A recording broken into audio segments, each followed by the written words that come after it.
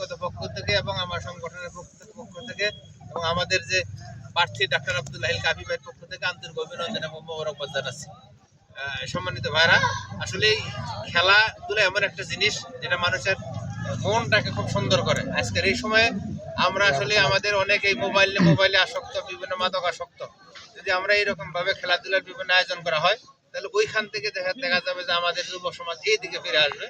আজকে আমরা যে বাগুয়া এইরকম একটা খেলার আয়োজন করেছেন, এই জন্য যারা আয়োজন করেছেন আমাদের পক্ষ থেকে তাদেরকে আন্তরিক অভিনন্দন এবং মোবারকবাদ জানাচ্ছি।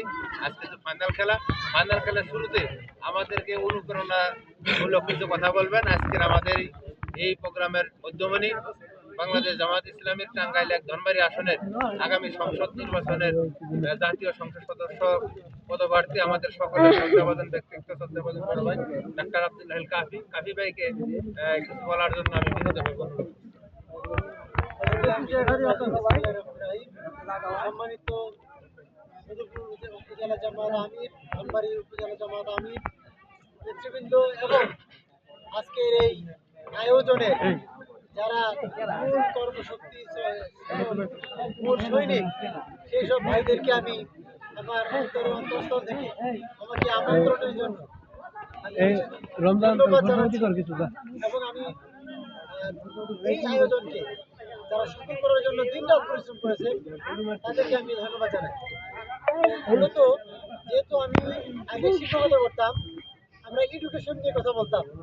এডুকেশন হচ্ছে শিক্ষা, যেটি education is the harmonious development of body, mind and soul. শিক্ষার জন্য তিনটে জিনিসই লাগে: শরীরের উন্নয়ন, মাইন্ডের জন্য মনের উন্নয়ন এবং আত্মার উন্নয়ন। আমরা যে ইয়ং জেনারেশন যারা, তারা যে শিক্ষা লাভ করছি, খেলাধুলা না করে শুধু মোবাইলে খেললে আর বডির উন্নয়ন কি হবে? না। এই জন্য এই উদ্যোগ নিঃসন্দেহে প্রশংসার দাবিদার। এবং আমি মনে করি এর মাধ্যমে সমাজে একটি বিপুল সম্ভাবনার জোয়ার তৈরি হতে পারে। আমাদের শারীরিক সামর্থ্য বৃদ্ধি পাবে এবং আমরা সত্যিকার অর্থে শিক্ষিত হয়ে দেশের নেতৃত্ব গ্রহণের জন্য আমরা প্রস্তুত হতে পারবো ইনশাআল্লাহ। তো আমি খুব বেশি কথা লম্বা করবো না। আমি সবাইকে স্বাগত জানিয়ে এই খেলা ঘোষণা করছি এবং আজকের এই ফাইনাল খেলায় যে দল বিজয়ী হবে তাদেরকে অগ্রিম অভিনন্দন, যারা বিজেতা হবে তাদেরকে ডাবল অভিনন্দন।